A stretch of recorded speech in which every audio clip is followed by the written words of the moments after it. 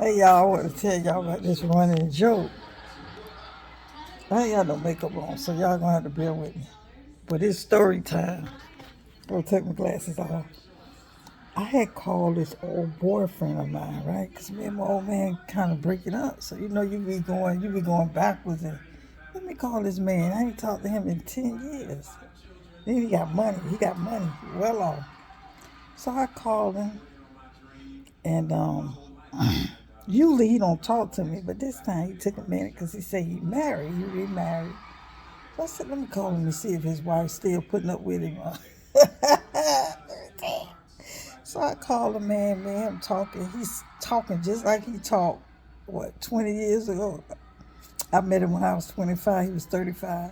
I think he fell in love with me, but he was too old for me. And my mom always say, don't marry no man that's older than you. So listen to grandma. My mama always said, don't marry no man that's older than you. So he was kind of old. He was 20. I was 22. I think he was 32 or 35. So I'm like, nah, I don't want to do this. Let me turn this TV on. I'm watching on these people sing American Got Talent. These people know they can sing. Them white boys know they put it down on Purple Rain. And we got a black Sinatra. If y'all ain't seen him yet, check him out on YouTube. But anyway, so I was going to I had to go to Georgia to a funeral, right? So I said, let me call him and see, and see if he entertained me a little bit, because I want to see what he looked like. Because remember now, this was 20 years ago, and he was bald. He was bald in, but the mm-hmm, had a little hook on it, hit that G spot. So 20 years. So I called him, and do you know this man still talking the same way he talked 20 years ago? He just going on and on and on because he got money. So he's still going on and on about his money. So he said, oh, I'm in Miami like that. I'm dying to see his ass, but I was on my way to Georgia, so I ain't gonna be able to see him. So he said, I'm trying to get my eyes on him. I want to see what he look like, because he's 70. He about 70 years old now. So we chatted. So he called me back, right? He entertained. No, we chatted. I said, God, he hadn't changed much. And he talking about, oh, if he got to pay for a dinner too many times and the woman don't never want to pay for the dinner, oh, that's a deal breaker for him. $100 is a deal breaker for you for meeting you somebody nice, classy, or whatever. But he talked too damn much. And a little hook on it like that. So I'm like, this man is still talking the same way he talked 20 years ago. Because one time he didn't want to buy one of my girls some takeout. My baby girl was with me, living with me then. So I said I need to get her a takeout too. But, I got the takeout. But he was always strange with his money. He fix my car, do anything for me. But for his shopping and all that, I don't never remember him actually taking me shopping. But we dated for a while. Then I left him alone because I was only 22. So the moral of the story is I called him because I was going to his town in Georgia, Fitzgerald, Georgia, way to take like 4 hours back road, not all the way back road, but way off 295. Then you get off and you go through Georgia. Then you go through Waycross. When I got to Waycross, I say, damn, I'm way across. And I drove it by myself. So I called him. I said, I had told him. So he told me he was in Miami. I told him before I left. So I think I called him when I was driving. We chatted a little bit. But he claimed he married. So he in Miami at his nephew house. The way he going to leave all the money to. I haven't seen them people in years. So he was at his house in Miami. So I'm like, where your wife at? He said, my wife with her sister. So the man gave me so much attention. So I'm like, damn, is he really still married? I started thinking, well, maybe he ain't married no more. Because, I'm kind of like single again. me and my old man, honey, we're going back and forth. So I'm like single again. So I'm like, I sure want to get my eyes on yours truly. I don't call no name. So the man talk. He talked, anybody talk more than me. He talk, just saying all kind of stuff, talking about investments and this and that. I know how to invest. my kids, my grandkids, they're gonna be pretty well off. Especially my grandkids already got their shit set up with Charles Schwab, and my money go for their money direct deposit to Charles Schwab. So I'm gonna be a generation wealth for my grandkids. Now they get all the money and spend it up at one time. That's on them. I might know because I plan on living it though. But anyway, back to the damn man. So the man chat, just talking about all kind of stuff. Oh, Marilyn, we used to work at. You still do all that shopping. See, you could have been a millionaire too. Yeah, this going way back. Can't get a word in. So I'm just listening to him because I'm trying to get me a damn date to the Diana Ross concert in Broward. I never did go to. I had his wife with her sister. It's late, y'all. But anyway, long story short, when I went to Fitzgerald, I ain't gonna tell y'all how I found out we lived at.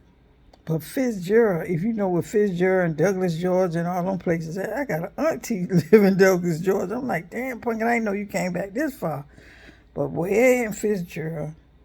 So I had my little niece ride with me. Now we already way deep in the country, but Fitzgerald's like a town in the country. But that shit took me 4 hours after I got off 295 to go through Waycross, then go through Douglas, then it's Fitzgerald. I say, damn, I'm at the end of the earth or what? But I enjoyed the ride because it put me in nature, which I really was stressed out. So it was nature the whole time. And 295, you know, they have the trees on both sides. Then when I got on, I don't know, it wasn't 10, but I got off on the interstate. I think I was going west. Yeah, I was going west in the Fitzgerald. The roads was nice, but it had forests on both sides. It was a wide highway built really nice. I really enjoyed it because I needed to de-stress. So when I got back there, I went to the funeral. I said, wow, I'm here at this funeral. I stood up and I spoke for my sister and I spoke at the funeral. And I said, this is the nicest man. It was my stepfather I ever met. So anyway, let me get to the point. So what I did is I found out his address because I wanted to be damn nosy and see where he lived at. But he said he was in Miami, right? But I still want to see where he lived at. The more of the damn story is this man, remember, it got a look on it, live way, after you get way back in the damn country, you got to go on a dirt, clay road to get to his damn house. It can't, I don't know if they even make internet go back that damn far. I don't even think the damn stray dogs go back that damn far.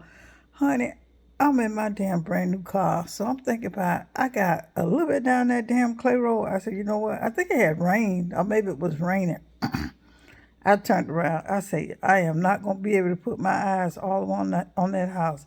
But I said to myself, this man, how the hell I can go back there and live? Anybody can go back there and live. Way back there, ain't nobody gonna see me, and I ain't gonna see no damn body back there. And it's deep. No, I'm not doing that. I thought that shit was so funny. Who the hell gonna come way back here? I don't care how much money you got. All the way back there. For that? For this? And then you got to put up with this all the time. Talking. Talk more than me. I am quiet in the morning time. I'm getting older. I'm doing all that laughing and giggling no more. But I'm like, who finna live way back here?